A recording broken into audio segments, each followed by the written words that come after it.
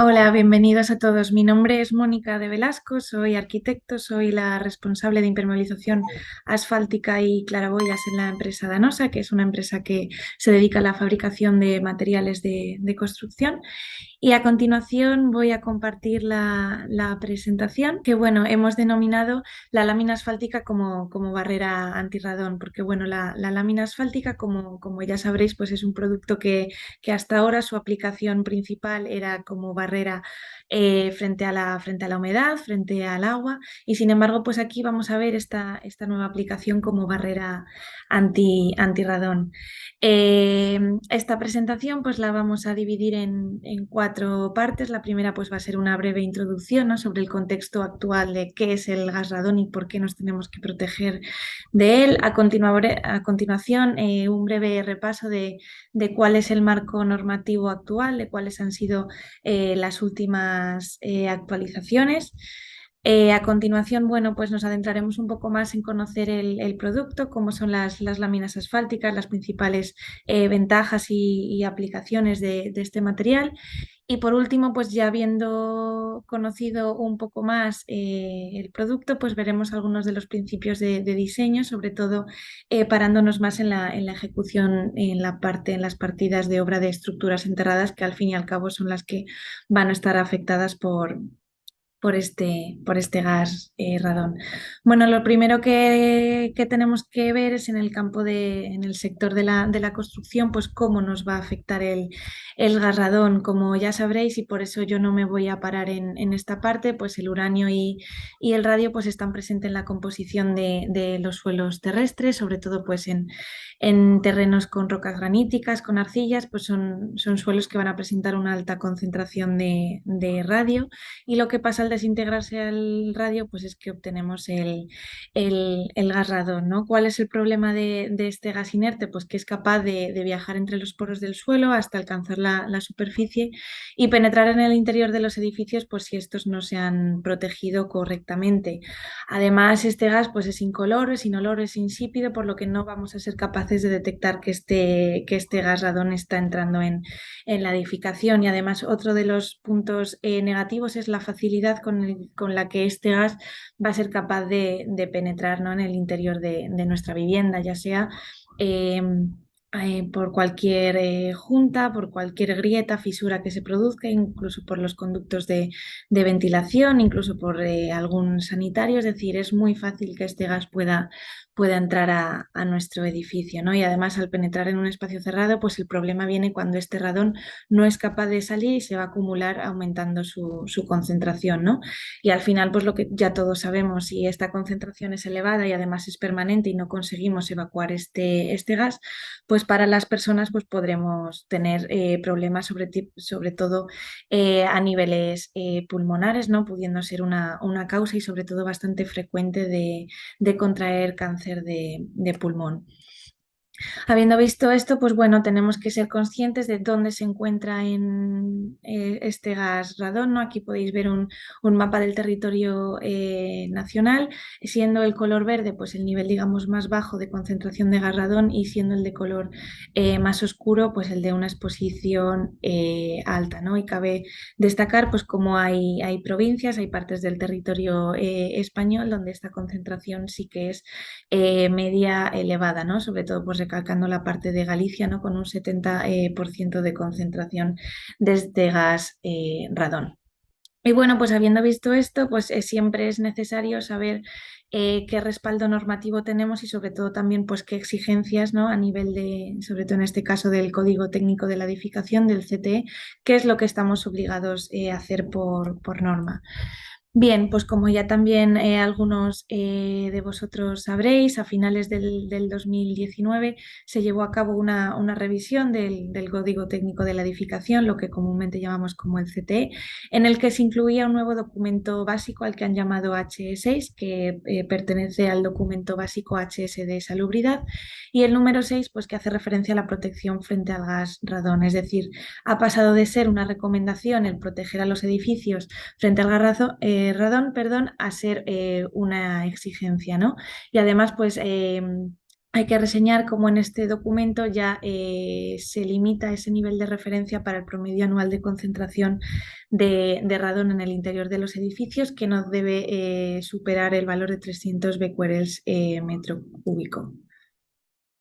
Además, lo interesante también de este documento de BH6 es el apéndice B, en la que se nos muestra una clasificación de municipios en función de potencial del radón. Es decir, en este documento hay un listado con absolutamente todos los municipios que vienen recogidos, pues, del territorio nacional, y los va a dividir en dos zonas. La zona 1 siendo la zona de un nivel menor, y siendo los municipios de zona 2 aquellos que tienen una concentración mayor y por tanto las exigencias van a ser mayores. En los municipios que se encuentren en la zona 1, el código técnico lo que nos va a exigir es o bien una barrera de protección o bien una cámara de aire ventilada, y sin embargo en los municipios de zona 2, al ser más restrictivo, pues nos va a exigir las dos medidas, tanto barreras de protección frente al garradón como aparte cámaras de aire ventiladas o despresurización del terreno. Es decir, lo primero que nosotros tendremos que saber cuando vayamos a iniciar una nueva edificación, pues es venir este apéndice, localizar en qué zona estará situado nuestra obra, si en la zona 1 o en la zona 2, y ya a partir de ahí pues saber si las medidas de protección van a ser la zona 1 o la zona 2, ¿no? Además, también lo importante que nos dice este documento básico pues es el ámbito de aplicación, que no solo se van a centrar en edificios de nueva construcción, sino que también tendremos que tener en cuenta en intervenciones en edificios existentes, como pueden ser pues ampliaciones, cambio de uso o cualquier tipo de reforma. Si bien es verdad que vamos a también contar con algunas excepciones de aplicación, como pueden ser locales no habitables, ya sea un sótano o un garaje. ¿Por qué? Porque el tiempo de permanencia que consideramos que una persona va a estar ahí pues es muy bajo, o también en locales pues que no vayan, en locales esta vez habitables, pero que no vayan a estar en contacto directo con el terreno, y por eso pues no tengamos ese riesgo de entrada al garradón, ¿no? Como pueden ser pues edificios que estén elevados, que estén sobre pilares y que por tanto pues no estén en contacto directo, como ya he dicho, con el terreno. Bien, pues siendo conscientes de cuál es el contexto actual sobre el garradón, lo siguiente que vamos a hacer es conocer el material, conocer las láminas de betún modificado, que bueno, como ya he comentado, no dejan de ser láminas asfálticas. Además, estas láminas asfálticas es el material impermeabilizante frente a la estanquidad de agua desde hace mucho tiempo. Es el material impermeabilizante más conocido, y ya digo, desde los años 60. Y bueno, pues las propiedades son las mismas que vamos a encontrar como si estuviéramos en una aplicación frente a la protección de humedad. Es un material que es muy flexible. Además, con el paso del tiempo y las nuevas formulaciones, pues cada vez esta flexibilidad va siendo mayor, y lo mismo va pasando con su durabilidad y con su vida útil. También al final las nuevas formulaciones y las mejoras en la composición de este material van a hacer que la vida útil de este material pues también ha ido creciendo. Otro punto ventajoso que hay que tener en cuenta es la gran capacidad que tiene de autocicatrización, ¿no? Que esto nos va a venir muy bien para todo ese sellado de juntas, de fisuras, de encuentros con elementos pasantes que nos podamos encontrar en nuestras estructuras enterradas. Y a la vez, pues esta flexibilidad y durabilidad también va a ir asociada a la resistencia y a la buena resistencia en condiciones climatológicas adversas, ya sean temperaturas muy altas o en temperaturas muy bajas. Y las aplicaciones, pues bueno, son unas aplicaciones muy diversas. Ya digo que en el ámbito de la estanquidad al agua, pues encontramos impermeabilización con este tipo de producto, tanto en áreas de tráfico peatonal o zonas de parking, de zonas de rodamiento de vehículos, también en la impermeabilización frente al agua en estructuras enterradas. En este caso, lógicamente, pues también la aplicación más novedosa, ¿no? Como barrera antirradón. y luego pues vuelta a la impermeabilización frente al agua y a la humedad, pues en todo tipo de cubiertas planas, inclinadas, cubiertas verdes ajardinadas y también pues siempre en el ámbito de la rehabilitación. Y bueno, pues también destacar alguna de las aplicaciones más novedosas, como puede ser una aplicación descontaminante, ¿no? Que es que estas láminas son capaces de filtrar alguno de los óxidos de nitrógeno que están presentes en el ambiente. Y además, bueno, pues no hay que recordar que, no hay que olvidar, disculpad, que este producto pues también estamos intentando que tenga ese carácter no sostenible y, y medioambiental, ¿no? Y es por ello pues que toda la gama de láminas asfálticas de Danosa pues cuentan con una declaración ambiental de producto, lo que comúnmente llamamos DAP o EPD en inglés, que lo que hacen es valorar el ciclo de vida útil de estas láminas y bueno, las posibilidades que tienen de, de luego reciclarse o volver a introducirse en el sector de la construcción. Y bueno, pues más adentrándonos en lo que es la lámina asfáltica, ¿no? Lo que es el material, pues aquí veis una sección, ¿no? Si cortamos esta lámina, pues lo que veríamos en sección sería una especie de sándwich que está compuesto por tres elementos, ¿no? En primer lugar encontraríamos el mástico bituminoso, que es lo que comúnmente denominamos el betún, ¿no? De esta apariencia de color negro. Y siempre entre estos másticos bituminosos vamos a encontrar una armadura. La lámina asfáltica es un material que siempre va a tener que venir con armadura. Y por último, tanto en la cara superior como en la cara inferior vamos a encontrar un material de terminación. Como podéis ver, pues son tres partes diferentes las que encontramos en la lámina asfáltica y como es lógico vamos a encontrar una clasificación de estas láminas por cada una de las partes que lo componen. En primer lugar, si hacemos una clasificación de la lámina asfáltica por armadura, pues nos vamos a encontrar tres tipos. En este caso nos vamos a centrar únicamente en las armaduras de fibra de vidrio y las armaduras de fibra de poliéster. La diferencia de una lámina con un tipo de armadura de vidrio de poliéster, pues nos las va a dar las prestaciones, es decir, las características que esta armadura va a otorgar a la lámina. En el caso de las armaduras de fibra de vidrio, lo que aportan a la lámina es una muy buena estabilidad dimensional, es decir, que las láminas sean capaces de absorber todos los movimientos termodinámicos del soporte sobre el que esté colocado.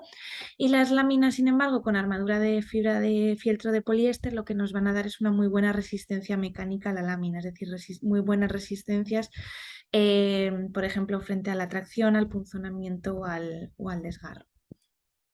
La siguiente clasificación que vamos a tener pues, es por el mástico bituminoso, es decir, por el tipo de betún que tenga esta lámina asfáltica.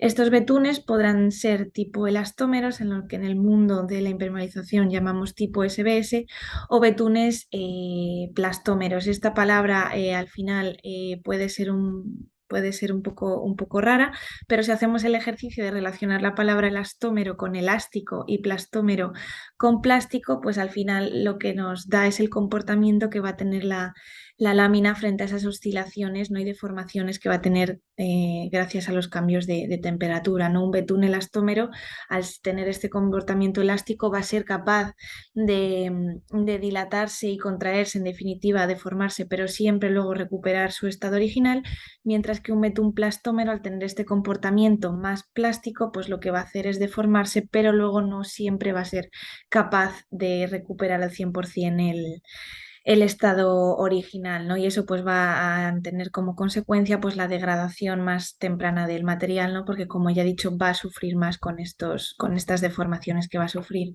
Es por ello que desde el punto de vista técnico pues siempre vamos a recomendar una lámina elastómera frente a una plastómera.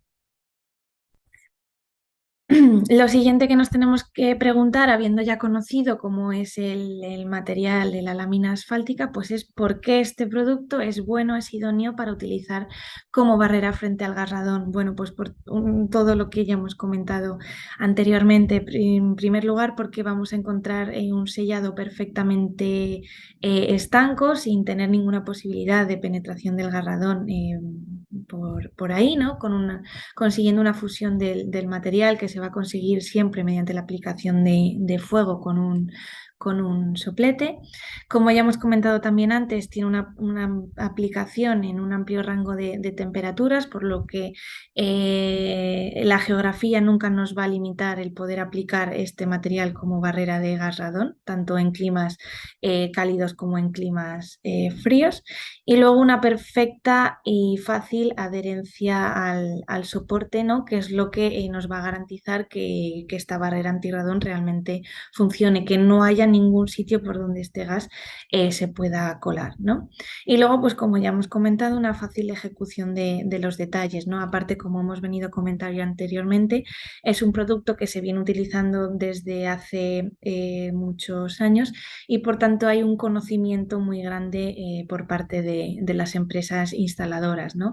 Lo bueno de que sea un producto que ya tiene una aplicación con un recorrido tan grande y desde hace tanto tiempo, pues es que la forma de instalar estas barreras antirradón son exactamente iguales a las que tiene una lámina asfáltica que vamos a utilizar como lámina impermeable frente al agua. Entonces, en ese sentido, facilita mucho al instalador la aplicación de este producto, ¿no? Porque ya digo, ya conoce cómo se tiene que ejecutar, que insisto que es de la misma manera que se ejecutaría si estuviéramos ante la situación de tener que impermeabilizar, por ejemplo, una cubierta plana, ¿no? Y además, bueno, pues luego también tenemos que considerar pues, la ventaja de que estas láminas no van a requerir un mantenimiento, ya que si la instalación se hace de manera adecuada, pues evitamos cualquier riesgo que pudiera pasar con el paso del tiempo, ¿no? Y de hecho, pues aquí podéis ver un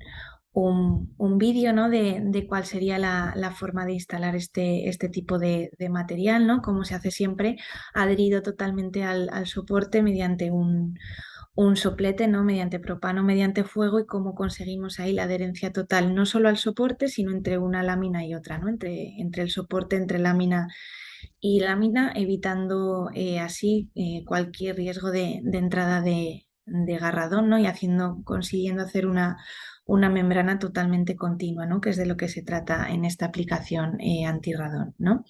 Y bueno, y si volvemos a dar un salto otra vez al código técnico de la edificación, pues entrando más en qué es lo que va a decir el código técnico, no solo en la protección frente al garradón, sino ya más eh, haciendo hincapié en la barrera de protección antirradón, ¿no? Pues es verdad que el código técnico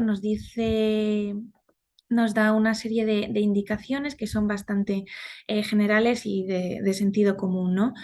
Para empezar, es una lámina que no puede punzonarse ni dañarse ni romperse por cualquier elemento saliente que pudiéramos tener en el soporte, por lo que tiene que estar instalada lógicamente sobre una superficie que vaya a ser lisa y uniforme, ¿no? De tal forma pues, que este soporte no punzone la lámina.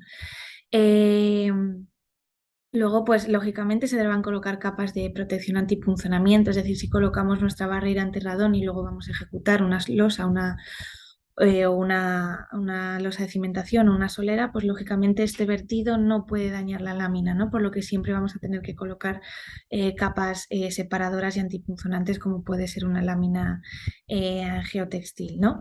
Y luego, bueno, pues no podemos perder de vista que el único objetivo es evitar la entrada de este gas radón al interior del edificio, por lo que habrá que reforzar pues todos aquellos encuentros, ya sea con esquinas, rincones, paseos de conductos, de chimeneas, de pilares. Bueno, pues ahí sí que tendremos que reforzar, ya digo, para garantizar el sellado y la estanquidad en esos puntos. Y más en concreto, pues lo que nos dice de la barrera antirradón es que se va a poder dimensionar siguiendo una serie de cálculos descritos en un apartado de este documento básico, pero si no queremos hacer este dimensionado, pues todas aquellas láminas que cumplan con estos dos parámetros serán directamente aptas para este uso, ¿no? Y esos dos parámetros son dos. Por un lado son el coeficiente de difusión frente al garradón, que tendrá que tener un valor menor que 10 elevado a menos 11 metros cuadrados segundo, y por otro lado tendrá que tener un espesor mínimo de 2 milímetros. Es decir, que si nosotros tenemos una lámina en el que el coeficiente de difusión es menor que el indicado y el espesor es mayor de 2 milímetros, podemos afirmar que esa lámina es perfectamente apta y válida para esta aplicación frente al garradón sin necesidad, como ya he dicho, de hacer este dimensionado, por lo que cuando queramos estemos estudiando la viabilidad de los materiales para esta aplicación, tendremos que tener siempre en cuenta estos dos parámetros, este coeficiente de difusión y este espesor mayor de 2 milímetros. Teniendo este conocimiento, nosotros lo que hicimos es que de nuestra amplia gama de láminas asfálticas seleccionamos 5 de ellas que creíamos que podían ser válidas para esta aplicación, pues por su composición y por su espesor. Este ensayo pues, fue efectuado obviamente por un laboratorio externo, en este caso por el Laboratorio Ambiental de la Universidad de Cantabria. Se llevaron a ensayar estas láminas y bueno, pues obtuvieron los coeficientes de difusión frente al garradón de las mismas. Y además, pues 3 de ellas, como tienen un espesor mayor de 2 milímetros, pues tanto el Polidan Radon 180-40 como el 48 y el Asfaldan R tipo 3 PEPOL, pues directamente no estarían sujetas a este cálculo que exige el código técnico y directamente podríamos afirmar que son válidas como antirradón, ¿no? Por ello, pues ya digo, Danosa tiene una amplia gama de láminas antirradón que elegiremos unas u otras, pues también en función del contexto no proyectual sobre el que vayamos a hacer la ejecución. Y bueno, pues como una última parte, habiendo visto ya cómo es la lámina y qué nos dice el código técnico y sabiendo pues que estas 5 láminas son aptas como protección antirradón, vamos a ver algunas de las soluciones estandarizadas de estructura enterradas. Aquí, por ejemplo, en este vídeo que se ha hecho con dron, pues veis el ejemplo de cómo se va a ejecutar una losa de cimentación, ¿no? Para un edificio residencial, en este caso es en el sur de España, ¿no? Entonces veis, bueno, veis ahí que sobre el encachado y sobre la capa de hormigón de limpieza, pues ya se está llevando a cabo la colocación de esta barrera antirradón. E insisto en que la aplicación y la instalación pues se haría de la misma forma que si estuviéramos ante el caso de tener que impermeabilizar frente a la humedad, ¿no? Pero veis ahí cómo conseguimos tener una membrana perfectamente continua, homogénea y sellada frente a la posible entrada de gas radón, ¿no?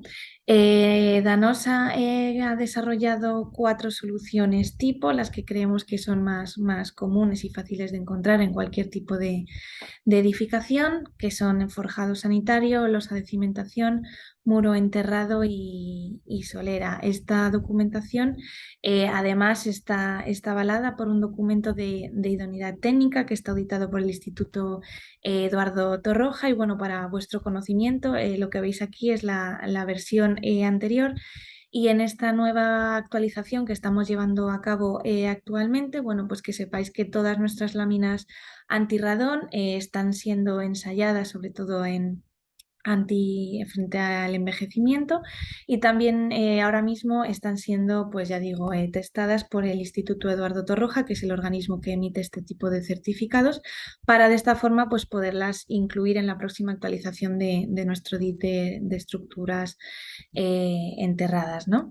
Y además, bueno, pues recordaros que toda esta información la podéis descargar directamente de la página web de Danosa, no solo las fichas de sistema, sino también los precios descompuestos de la unidad de obra, detalles en AutoCAD, detalles Revit y luego, bueno, pues por descontado todo el soporte técnico que os podamos facilitar, la recomendación de las láminas, cómo hacer pequeños encuentros singulares y por supuesto pues también acompañado de un seguimiento en obra, ¿no? Porque como ya hemos mencionado anteriormente, la buena instalación es crucial para asegurar que esta barrera antirradón sea efectiva con el paso del tiempo, ¿no? Podemos tener la mejor lámina de mejores prestaciones que si la instalación es precaria o es defectuosa, no vamos a poder garantizar ese buen comportamiento para el que la lámina ha sido fabricada. Y bueno, pues aquí podemos ver otro caso de este tipo de colocación de barrera antirradón. En este caso sería en una solera, ¿no? En el que se puede ver aquí pues, cómo se ha reforzado subiendo un poco más la lámina en el encuentro con pilares, ¿no? Y bueno, pues luego otro tipo de ejemplos de impermeabilización que ya veis aquí, pues cómo se puede adaptar a todas las posibles geometrías, tanto en la horizontal como en la vertical. Porque como ya he dicho, bueno, pues hay que tener especial cuidado y atención con todos los elementos sellantes, ¿no? Para garantizar el correcto sellado en estos puntos, ¿no? Pues como pueden ser en el encuentro con tabiques, con fachadas, con juntas de dilatación, elementos pasantes o el pilar, ¿no? Como es este caso, ¿no? En el que colocando pues esa, digamos, banda de refuerzo en los pilares, lo que vamos a hacer es totalmente erradicar esa difusión que podría tener el garrado, ¿no? En ese encuentro con el pilar. Y ya por último, bueno, pues también algún ejemplo de cómo se coloca esta lámina en el caso de muro enterrado. Si bien es verdad que el código técnico nos dice que este vaso impermeable frente al garradón se debería hacer en la cara. Que esté en contacto directo con el terreno, pero sí bien es verdad que somos conscientes de que esto no siempre es posible, sobre todo, por ejemplo, en el caso de los muros, ya que colocar muros pantalla, muros a dos caras, pues es muy común esta práctica y esa práctica lo que imposibilita es poder colocar esta lámina antirradón por el exterior, por lo que en ese caso pues tendrá que hacerse por el interior.